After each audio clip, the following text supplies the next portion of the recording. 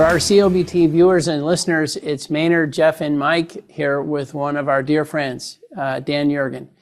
You know Dan as a Pulitzer Prize-winning author. He's the vice chairman of S&P Global. He's the chairman of CERAWeek.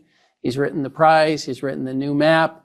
CERAWeek is coming up March 10th, and it's always a great time for us to try to catch Dan and use it as a moment to ask Dan for his views on the world and just what he has in his mind as he goes into CERAWeek, and of course hearing a little bit about CERAWeek. The theme this year for CERAWeek is energy strategies for a complex world.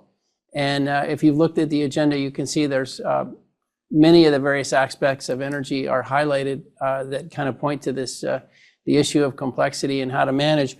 Also, we're very lucky Dan is joining us today on Tuesday, and an article has just come out in Foreign Affairs literally today called The Troubled Energy Transition, which he co-authored with Peter Orszag and Atul, Arya.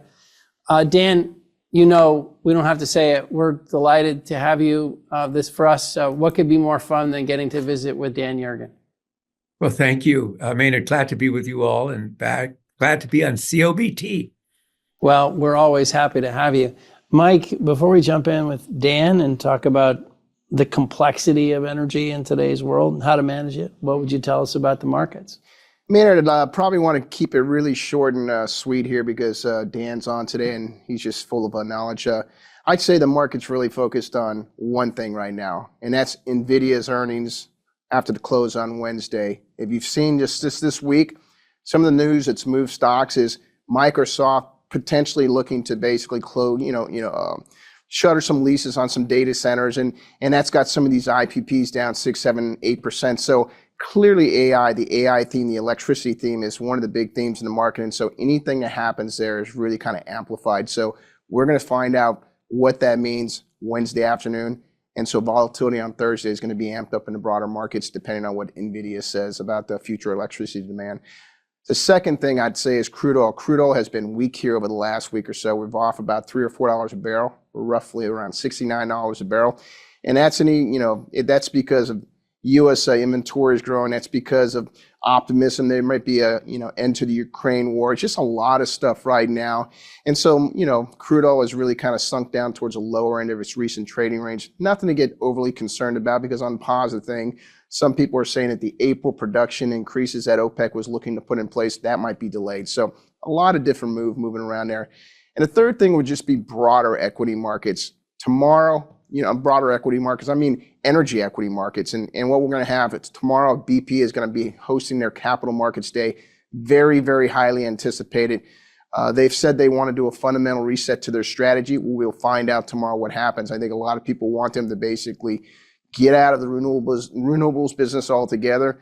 People want to see a lot of non-core asset sales and returning that stock, returning that back to shareholders, or basically paying down a lot of debt and doubling down on fossil fuels. So tomorrow is going to be a big day for energy equities because BP is going to be resetting their strategy. We'll see how that goes. And so those are the three things we're looking at in markets right now. So we'll hand it back to you, Maynard.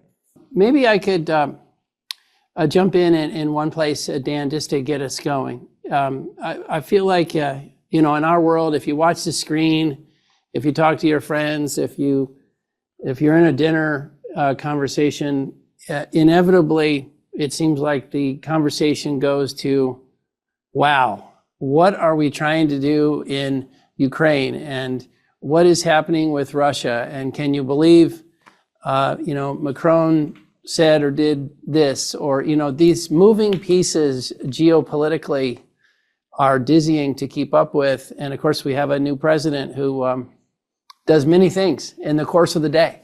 So how are you keeping track of all this, and how are you trying to see through it to try to think about how many of these moving pieces might play out?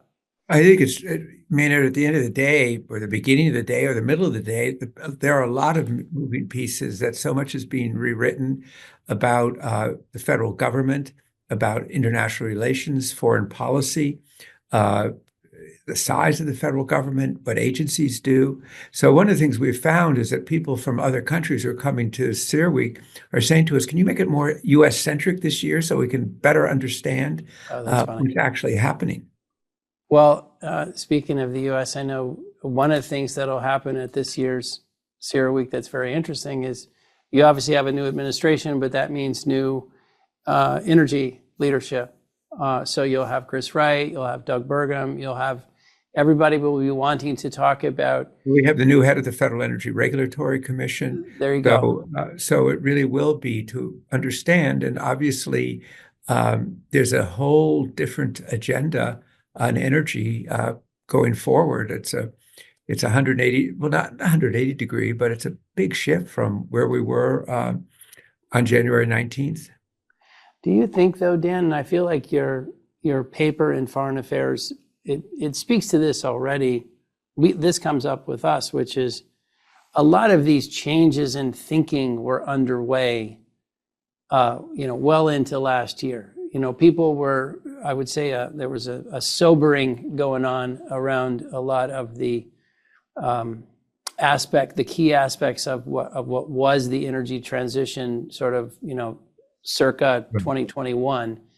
And then the Trump administration is kind of accelerating a lot of that thinking. Is that how you think about it? But how do you think about the timeline? I mean, we started writing this article really last summer, when we didn't know who the next president would be.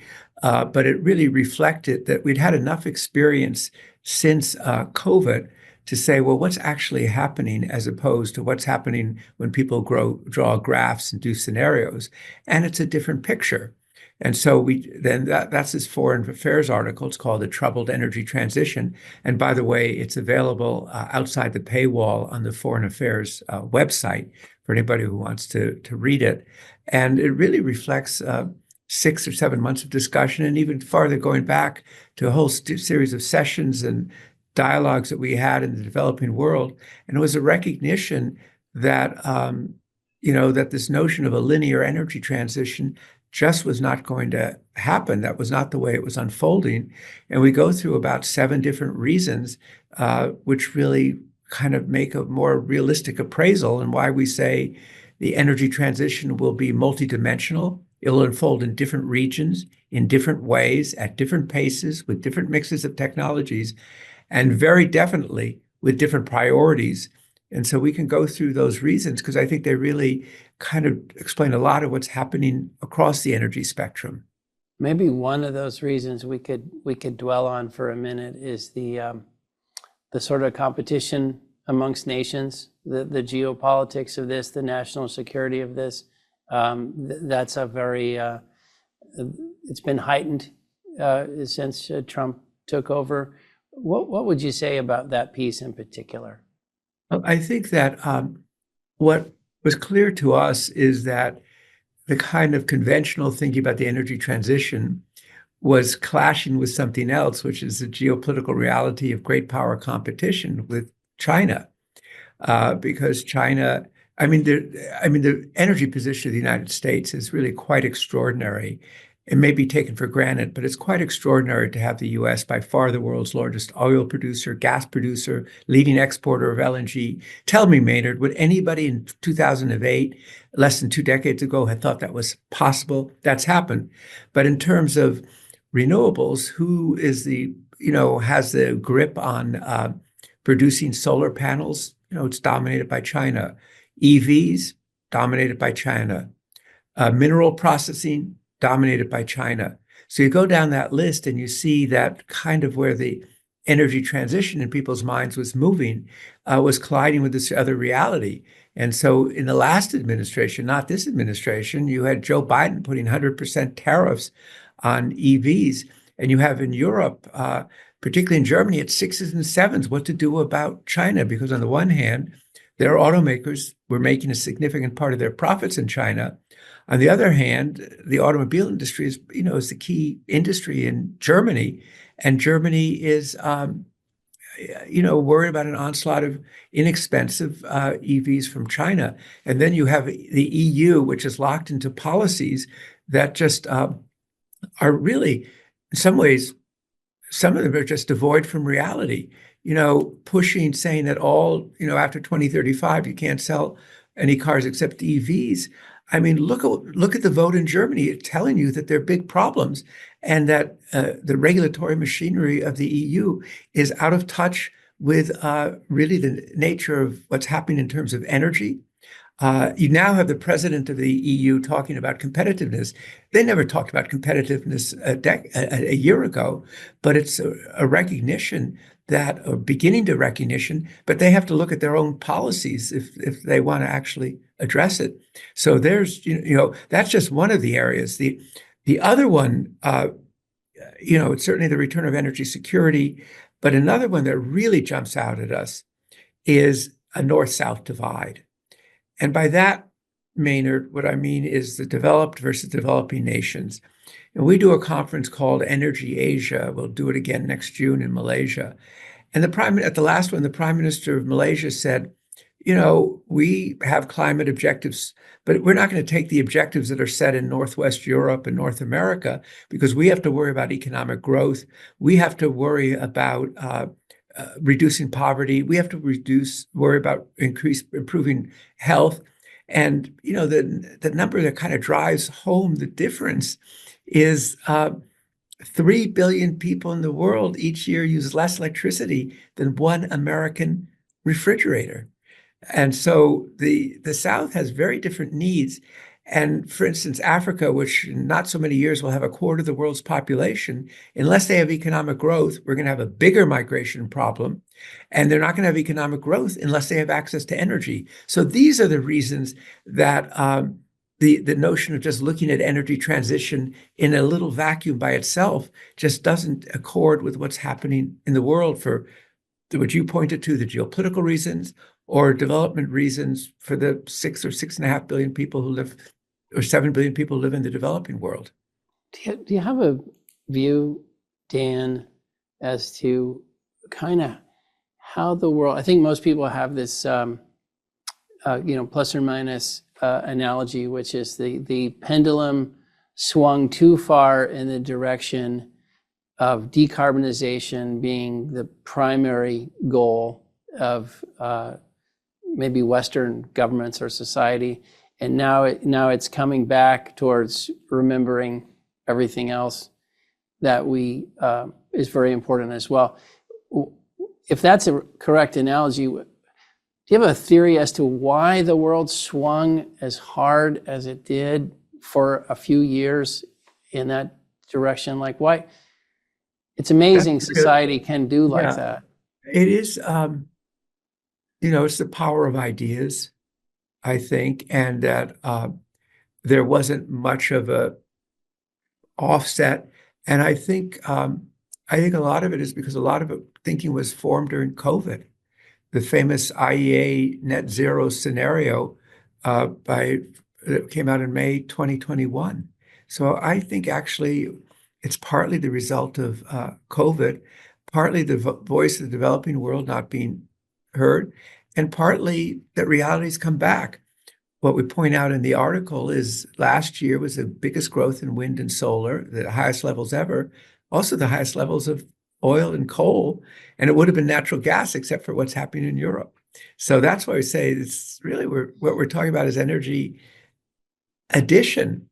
And actually, that's what every single energy transition, beginning when energy transitions began in January of 1709, the first energy transition, it's been energy addition. So I think that's it. And I think it's CERAWeek. So we will have a lot about the perspectives of the developing world. We'll have a lot about carbon and climate issues, but we'll have a lot about the fundamentals of conventional energy, and of course, this kind of resurgence of interest in nuclear, not only fission, but fusion that you just wouldn't have had a couple of years ago. And one big theme is going to be electricity. And that, S&P estimate that 10% of electricity demand by 2030 in the United States could be data centers. I saw the Department of Energy recently said 12% by 2028. And so suddenly that's really the focus now. If you talk about energy security, it's really not on oil and gas, it's on reliability of electricity. They call it reliability, but it's security of the system, and will you have enough? And so that will be a big focus at CERAWeek, to understand the dynamics of electric power. And what it means, Maynard, is that there's going to be a lot more natural gas used for electric generation in the US. I think we'll hear from the vendors that they'll produce gas turbines. They're going to talk about their supply chains, that they're kind of sold out for the next several years as people get worried about reliability. So that power question is going to actually one of the things, and the data centers and the supply chains, that's going to be one of the big themes that will permeate CERAWeek. Another one, by the way, will be certainly trade and industrial policy and tariffs and protectionism and how that all plays out. And that's all happening in real time. Yeah, I was thinking, Dan, you one of the times we talked just before CERA, it was in early 2022. It was right before the Russian invasion of Ukraine. And then CERA was really, I remember that being a CERA that was kind of completely dynamic, because everybody's thoughts and speeches and topics were changed by this event, which was rippling through the world. How, when you plan for CERA, it's such an event, right? There's so many people and there's so many participants and there's so many topics. How do you keeping it fresh? How do you plan for uncertainty? Like it's an unbelievable. You must be using AI at this point to make CERA. But seriously, how do you manage around so many topics, so much of a changing world, keeping it fresh, having the right emphasis? It's really something. I mean, we really start, 6 or 7 months ago, planning the sessions and thinking about them. But it is a requirement of staying very close to what's happening, that not being locked in to what we thought in October, and building flexibility into the system, which we're less than 2 weeks away, and we're making adjustments in the program to take into account where the world is and where it's going. And of course, we have such a cross section of people from around 80 countries represented, that they bring a lot of different perspectives. But it differs. I mean, it differs, and we put such emphasis on, as you're suggesting, on the content and making the content relevant and keeping it relevant. So that means that we're going right up to the event where, what's happening, what do we need to change, how do we need to change the dialogue? It takes, it's a big, complicated event, but you have to build flexibility into it and the ability to adjust. And I always think, when I'm doing the interviews that I do there, that my job is to represent the audience and bring out the thinking. What's the person I'm interviewing, what are they thinking? What are their thoughts? So, rather than, what they might do on an earnings call or something else. So it's a different perspective, but it's very, content driven. And then we certainly want to deliver the sense that this is a community, that there's dialogues, that you connect with people, and that you come out of CERAWeek feeling you've learned a lot, and maybe you have a clearer view both in the next several months, and maybe a clearer view in how the world's changing for the next several years. What do you think? I think, Dan, one of my favorite parts of CERA is when you have those one-on-ones, or maybe it's you and a couple of executives or leaders on stage, and those are sprinkled, throughout the week. As you think about this year's sit-downs, you mind giving us a preview of kind of who you're really excited to sit down with? Or well, I'm excited. That's not a fair question, because I'm excited to sit down. Well, we know you're excited to sit down with all of them, but maybe what's some of the new topics or the new areas you are going to get into this year? Well, I think that we're going to have the CEO of United Airlines, the perspective of an airline in terms of what their fuel will be in the future. If you take Saudi Aramco, what their experience is with solar, that will be a different perspective. Of course, there's a lot on LNG and natural gas that we'll be addressing. we'll have Larry Fink, who is, the CEO of BlackRock, talking about the perspective of an investor who's probably invested in almost all the public companies that will be there. And we'll have the perspective of the energy leaders of the new administration, the Secretary of Energy, the Secretary of the Interior, who's also the chairman of the Council on Energy Dominance, the new head of the FERC.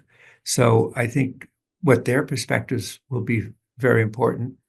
We'll have, we've built up a mining track at, a minerals track, which is, since minerals are now part of the energy picture. But if I think of,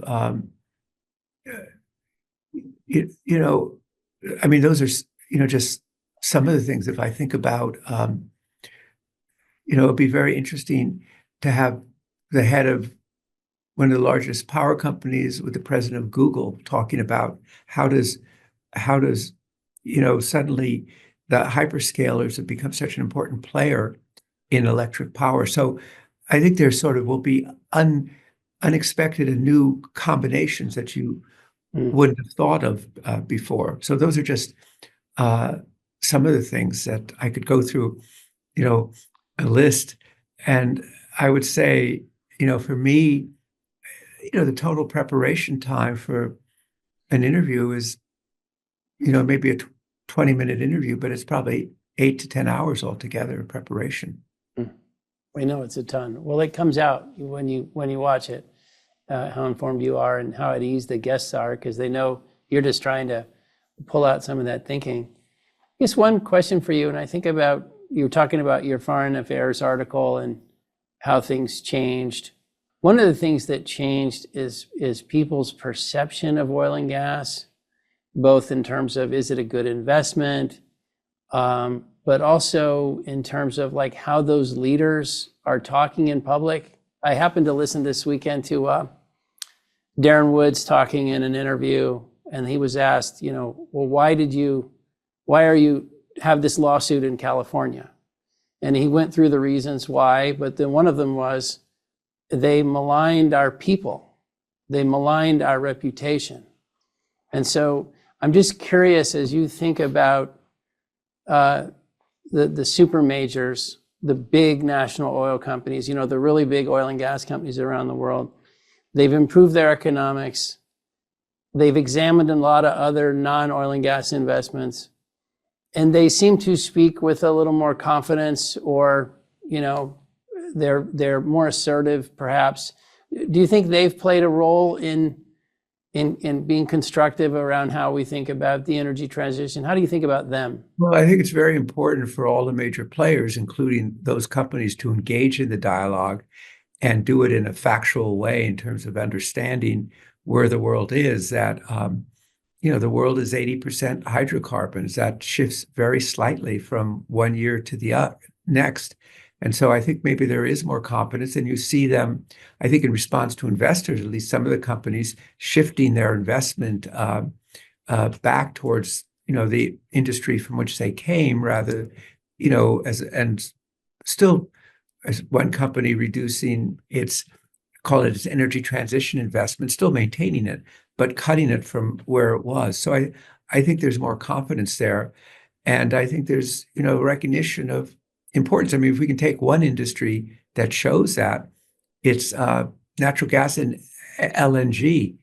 As you, I think, know, we did this recent study.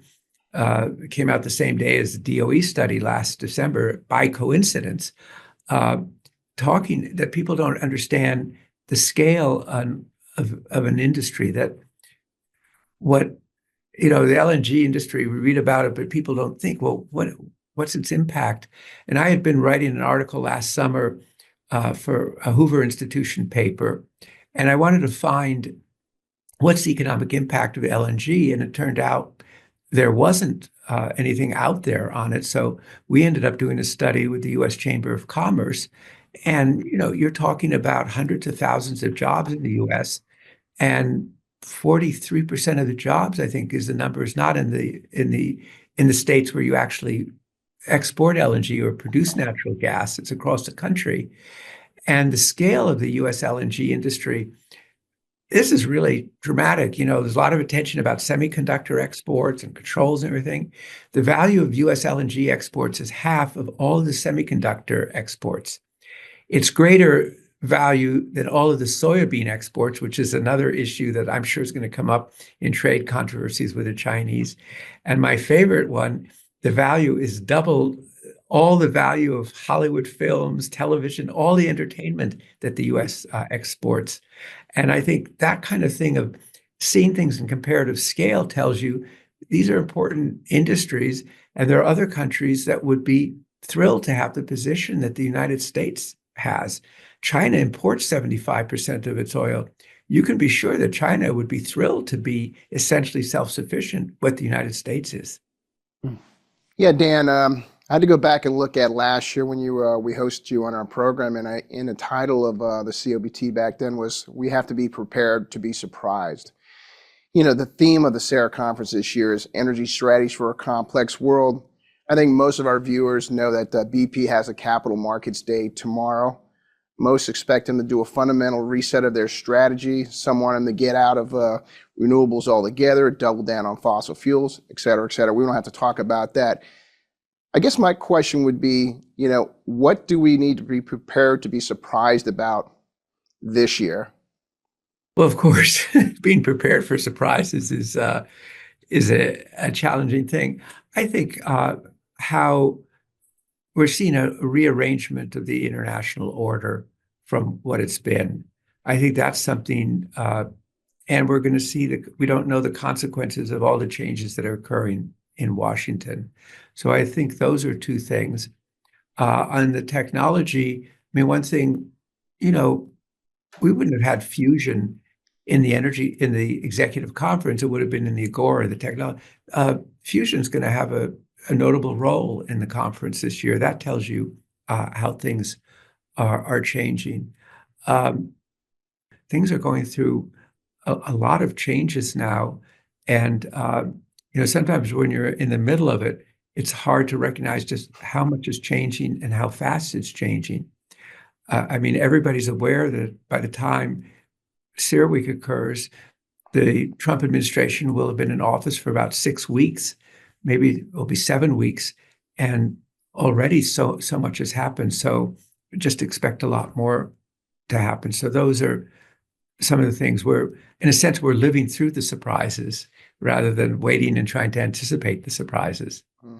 Yeah, Dan, I wanted to tie together, the foreign affairs article and the comment you just made around the kind of rearranging the national order.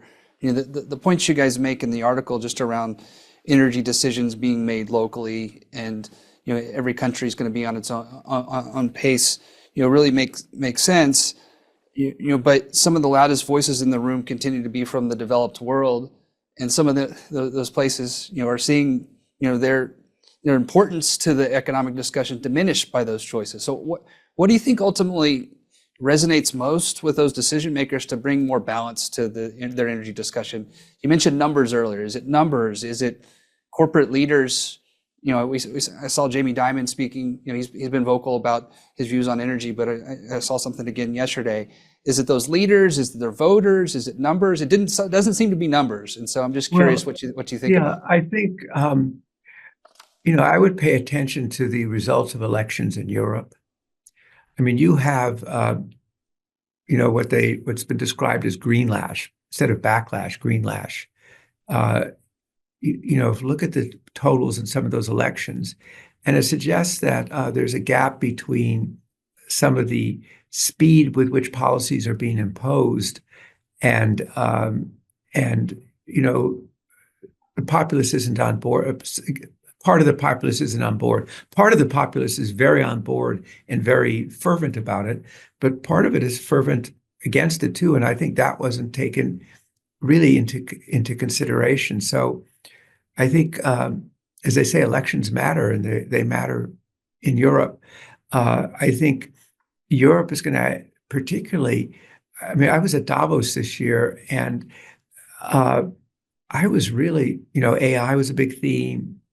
The election of Trump and what that means was a big theme. But there was such pessimism about the future of Europe.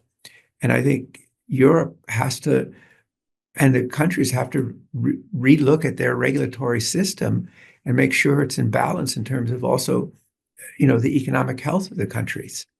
And I've never seen that kind of pessimism about Europe's own future.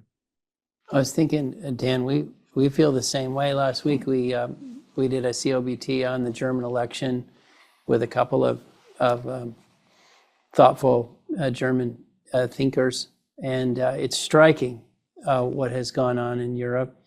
As you think about Europe and how it may course correct and move back towards being more competitive and more assertive from a defense posture, et cetera, all the things that we might hope for in an ally.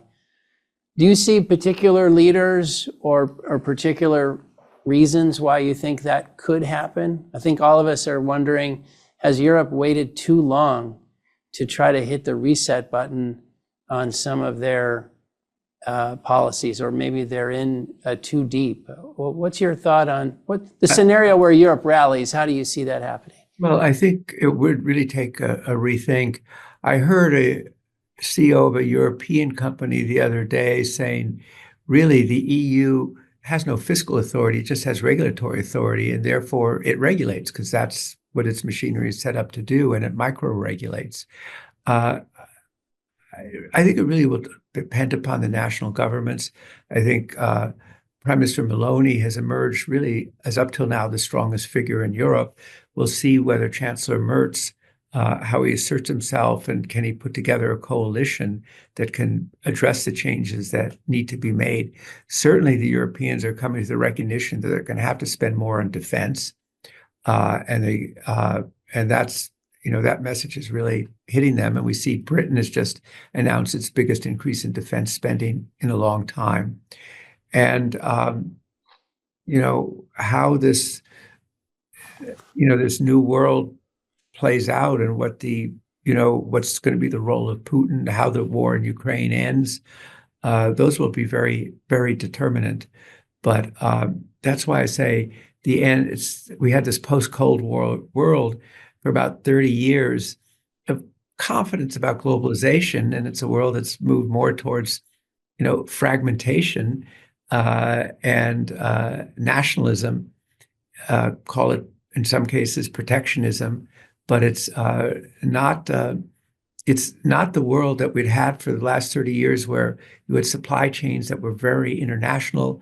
And I think that, the CEO said to me until about 2019 or 2020, supply chains, this was a big international company operating in, 80, 90 countries. He said, supply chains were not a strategic issue. Now supply chains are a strategic issue, and there's going to be more pressure on supply chains. We're really, it appears, only in the early phases of this, and we'll discover how integrated the world was. I had a review of a book in the Wall Street Journal this past Saturday about a book about economic warfare in the form of sanctions and so forth. And my last line was, if we're in an age of economic warfare, are we going to be in an era of escalation? And what will be the consequences of that? So these underlying questions actually are going to sort of be part of the themes that we're going to be addressing in different ways at CERAWeek, with their focus on the energy industries, with their focus on technology, with their focus on international trade. And we'll look at it from a lot of different points of view, and we'll have a lot of different voices and perspectives. There's not going to be any party line at CERAWeek. It's really an opportunity for all of us to kind of take in, listen, learn, and think about the future. I was thinking about your comment there on escalation. It seems like maybe there's a couple of ways to view the world right now, Dan, which is one, we're going through a big remodeling. Like we're trying to fix some stuff. We've got fires to put out. There's going to be a lot of reorganization. But on the back end of this, 2-3 years from now, we're going to emerge into perhaps a new calm. Like we've got to go through some rough stuff, but we're going to get to a new calm. The other model is we have turbulence with an outlook for more turbulence. and we're just entering an era of turbulence. Do you have a particular inclination towards one or the other? Is one naturally optimistic and one, pessimistic? What do you think? Well, I'm kind of an optimist by nature, and I would like the former, but I'm also a student of history, and you look so much at history, and one way you can look at history is people make mistakes. I mean, when Putin invaded Ukraine, he had 4 assumptions that he thought, and they were all reasonable, but they were all wrong. He thought his army was in good shape. It wasn't. He thought the Ukrainians would fold in 5 days. He thought that the United States was in such disarray after Afghanistan and so forth that it couldn't get its act together. And he assumed that he could use the energy weapon. He could shut off the gas to Europe and shatter the coalition. None of that happened. Well, 4 big mistakes. He thought a war that would go on for 5 days has gone on now. It's now more than 3 years that it's gone on. And so, I think, I mean, that's an extreme example, but, you just look at so many things that happened in history where people, didn't understand the consequences of actions. And so, I don't have an answer. And, I would say, only time will tell on that. But I do feel that on the Friday at the end of CERAWeek, we will have some clarity on those questions and some understanding, as well as the more fundamental questions of what's going to happen to energy markets, what's going to happen to demand, where's the technology changes, the things that you focus on today at Veriton, where are the breakthroughs going to come that are going to be the surprises. Like, just to give you one example, a few years ago, you wouldn't have thought, something like fusion was something that governments financed with a 50-year time horizon. Now there's what I've seen, was it $6 or $7 billion of private investment that's gone into venture capital into fusion, and who's really now suddenly very important players in the future of US North American electricity are the big tech companies because of their power needs. That wasn't expected 3 years ago. So, what I hope that will come out of CERAWeek is an understanding, okay, this is the way things are going, and what wasn't clear has now become somewhat clearer, and what directions are. And that's what I always found, just personally for me, CERAWeek is an incredible learning experience. I was thinking, Dan, as we've shared with a few friends this past week that, we're excited, Dan Yergin's coming next week. Almost everybody's reaction is, oh, I love the prize, but the new map totally called this. And the fact that the president and the secretary of the treasury are engaged in a minerals deal in Ukraine seems to exactly capture what the new map was talking about. Are you amazed at that discussion? Well, it is. I mean, it is. And it also, the problem is, writing a new book, in a way, I didn't know at the time that the new map would be as prescient as it was. I mean, people said, why are you writing about minerals? And here we are now. Maybe a mineral deal with Ukraine is a key to, finding a way to end the war. And, who would have thought a month ago about a mineral deal between the US and Ukraine? So I think those issues, and I first tried in the new map to raise the questions about the perspectives of the rest of the world on energy transition and understand, when I was writing the new map, everybody was already talking about energy transition. I said, well, who's looked at the history of energy transition? And that led me to go back and make that decision, wearing my hat as an economic historian. It began in January of 1709, and that people were misconstruing it. And that's why the article in Foreign Affairs really brings it together. Have 2 great co-authors, Atul, Arya, who's our global energy strategist, who I work very closely with, and Peter Orszag, who is the chairman and CEO of Lazard, but also a very distinguished economist in his own right. So it's really a collaborative article, and a lot of intense discussion, and a lot of great work with the editor at Foreign Affairs to shape it. So, and I think it really is, in a sense, a preamble to opening up the discussions that we're going to have at CERAWeek. Yeah, Dan, back to the subject of being prepared to be surprised. I think the issue, one of the things that surprises me is that we're really talking about a potential peace in Ukraine, and it didn't seem like that 4 or 5 weeks ago. I guess my question is what are your thoughts about that? What does that mean for OPEC policy? What does that mean for Russian sanctions? How does that affect commodity policy if we do have some breakthrough here in 2025? Well, I think it opens up all those questions. Clearly, the number one Soviet Russian Kremlin objective is to get the sanctions lifted. And the other day, Putin gave this quote. He said, "Gee, I remember the old days when I used to talk to the President of the United States and the King of Saudi Arabia about oil prices, and we really ought to get back to that."